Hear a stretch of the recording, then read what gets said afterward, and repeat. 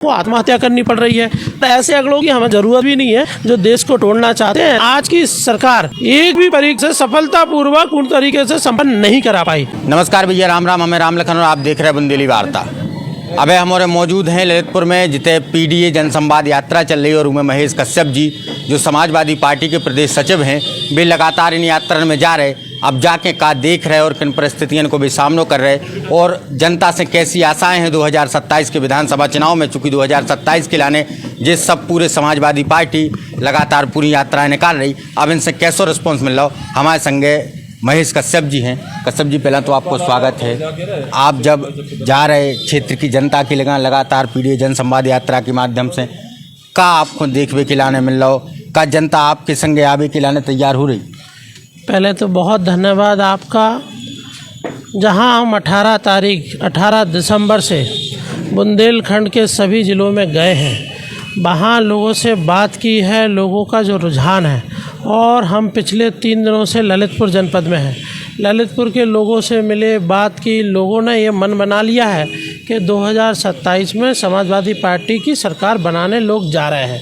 इसलिए जा रहे हैं कि 2017 से लेकर निरंतर जो हक अधिकार पिछड़े, दलित, अल्पसंख्यक आदि आबादी को मिलना चाहिए था, वो ये सरकार नहीं दे पाई।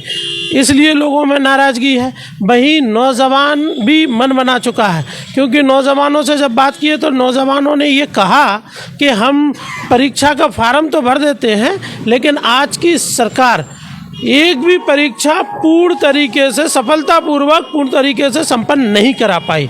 आप देख रहे होंगे महिलाओं के साथ कितना अत्याचार बढ़ा इसी सरकार में।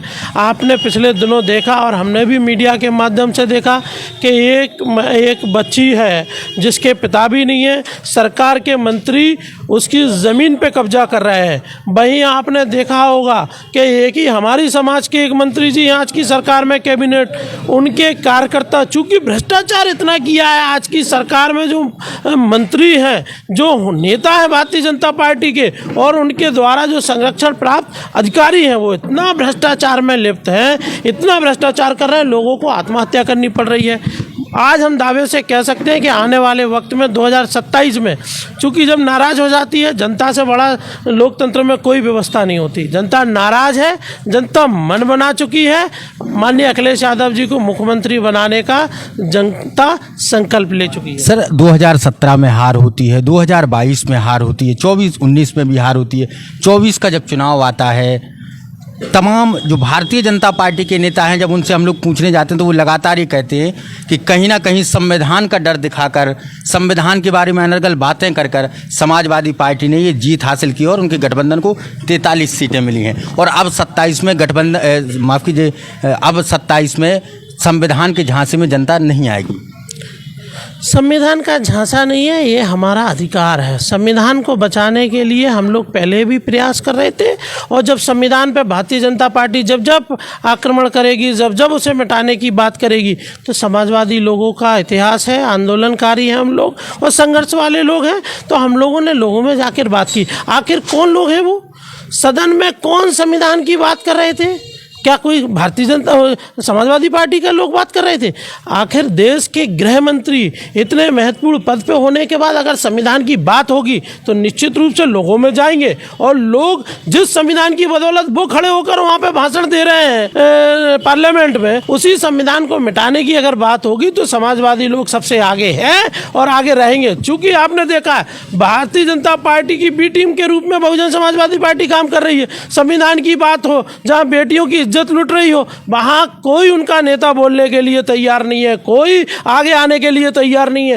तो निश्चित रूप से उत्तर प्रदेश में माननीय अखिलेश यादव जी, संविधान पर बात आ गई, चाहे उसके लिए कितना भी संघर्ष करना पड़ेगा, संघर्ष किया। और आप लोग तो बरगलाते थे, लोग कहते थे कि ये प्रमुख लोगों की दल है। आज जब अखिलेश जी ने पीडीए का नारा दे दिया और पीडीए के लोगों को टिकट दे दिया, आप देख लीजिए कितनी किसकी संख्या है। आप ही इस बुंदेलखंड में हम लोग बैठे हैं, विशेष रूप से 4 पार्लियामेंट की सीटें आती हैं, एक जिसमें से रिजर्व है, 3 बची हैं, 3 में से एक कांग्रेस को दे दी, 2 पे अगर मौका मिला तो एक पे पटेल समाज को लड़ाने का माननीय अखिलेश यादव जी ने काम किया, एक पे राजपूत समाज के लोग अजय राजपूत को लड़ाने का काम किया, नारायण दास अहिरवार को लड़ाने का काम किया। जब पीडीए के लोग एकत्रित हो गए, मजबूती के साथ खड़े हो गए, 24 में तो उत्तर प्रदेश के लोगों ने भारतीय जनता पार्टी को नकार दिया, लेकिन 27 में भी हम दावे से कह सकते हैं जब जनता के बीच में जा रहे हैं, रह रहे हैं, रुक रहे हैं, रात्रि विश्राम कर रहे हैं, तो जनता मन बना चुकी है कि भारतीय जनता पार्टी के लोगों को उत्तर प्रदेश से हटाना है, समाजवादी पार्टी की सरकार बनाएगी जनता। अब चूंकि कछु क्षेत्रीय समस्याओं पर भी बात कर ले नेताजी, क्षेत्र में तमाम ऐसी समस्याएं हैं। आज बीते 25 साल से लगभग इतने किसान बहुत ज़्यादा परेशान है। ललितपुर ज़िला आमतौर पर समूचे उत्तर प्रदेश में सबसे ज़्यादा डैम वाला ज़िला है। ललितपुर ज़िला में समूचे उत्तर प्रदेश में सबसे ज़्यादा डैम है, लेकिन इसके बावजूद भी इतने के किसान आज भी बहुत ज़्यादा परेशान हैं, क्योंकि उन्हें सिंचाई के लाने पानी नहीं मिल पा रहा। देखिए, देश के अंदर आज और प्रदेश के अंदर भारतीय जनता पार्टी की सरकार है। भारतीय जनता पार्टी की 2017 से उत्तर प्रदेश में और 14 से देश के अंदर सरकार है। जो व्यवस्थाएं समाजवादियों ने की थी, उन व्यवस्थाओं को आज ना तो बजट मिल रहा है, ना उस पर कोई काम हो रहा है। आपने देखा होगा कि इसी ललितपुर में अगर पावर प्लांट लगाने की बात आई तो समाजवादियों ने लगाया, सोलर प्लांट लगाने की बात आई तो समाजवादियों ने लगाया। समाजवादी सरकार हमेशा विकास के पक्ष में काम करती है, विकास के बात पे बात करती है। वहीं ये भारतीय जनता पार्टी के लोग विनाश की बात करते हैं, लोगों को तोड़ने की बात करते हैं, मतभेद की बात करते हैं। हम लोग मन की बात करते हैं, मन मिलाव की बात करते हैं। तो लोग ये मान चुके हैं कि ये सरकार केवल जुमलेबाजों की सरकार है। आपने देखा, ये आज ललितपुर की स्थिति नहीं है, बुंदेलखंड के 7 जिलों में भारतीय जनता पार्टी का जो दोहरा चरित्र है वो किसी से छुपा नहीं है। और पूरे उत्तर प्रदेश में जब कोई चुनाव आता है तो ये चुनाव के नाम में भगवान को जोड़ते हैं। बताओ, उसी भगवान की नगरी से भारतीय जनता पार्टी को हराया कि नहीं हराया? उसी भगवान चूंकि नाराज हो गए, आखिर कब तक उनके नाम का सौदा करेगी ये भारतीय जनता पार्टी? हम आज लेकिन भरोसा दिलाते हैं आपके माध्यम से, जब समाजवादी पार्टी की पहले सरकार थी और जब 27 में सरकार बनेगी, जो कोई समस्या है यहाँ पर है, पानी की समस्या, बिजली का तो इतना बड़ा प्लांट दिया है कि वो आधे उत्तर प्रदेश में बिजली जा रही है, लेकिन उस प्लांट के साथ भी सरकार का दोहरा चरित्र है, क्योंकि समाजवादियों की देन है। वही हम लोगों को अगर मौका मिला तालाबों और पोखर बनाने का, तो समाजवादी पार्टी ने काम किया, आगे भी हम लोग काम करेंगे। पिछड़ा, दलित और अल्पसंख्यक को लेके पार्टी अब मैदान में है। कई राजनीतिक जानकार ये बात को भी लगातार कहते कि बहन जी को जो लगातार वोट बैंक टूट रहा हो, 17 को चुनाव हो, 14 को चुनाव हो, 19 को चुनाव हो, 22 को चुनाव हो, चाहे 24 को चुनाव हो, दलित वोट बैंक कहूँ ना कहूँ बहन जी से झिटक रहा और वो ही जाके जोन भी पार्टी को वोट दे दे तो की सरकार बन जात। तो आदमी जाके रहो कि दलित वोट को इस बार समाजवादी पार्टी ई चुनाव में इकट्ठो करे, लेकिन फिर वो यार आ जात के कहूँ ना कहूँ अम्बेडकर साहब को जिक्र करके हासिल कर लो। अब आगामी 2027 के चुनाव में दलित वोट बैंक पे आप लोगों की कैसी नज़र है और कैसी पकड़ है? समाजवादी पार्टी को जब भी चाहे से वो संगठन में मौका मिला हो, या पार्लियामेंटों के टिकटों में मौका मिला हो, या विधानसभा के चुनाव में मौका मिला हो, समाजवादी पार्टी ने हर वर्ग के लोगों का सम्मान रखा। और विशेष रूप से जो दर्द दलित समाज के लोगों का है, तो राष्ट्रीय अध्यक्ष जी ने महसूस किया और उसको ही लेकर पार्टी आगे बढ़ी। और आने वाले वक्त में निश्चित रूप से हम जब दलितों के बीच में भी जा रहे हैं बड़े पैमाने पे, चूँकि दलित समाज के लोग ये समझ चुके हैं कि अगर हमारा वोट बसपा में जाता है तो वो निश्चित रूप से कहीं ना कहीं बीजेपी की मदद करता है।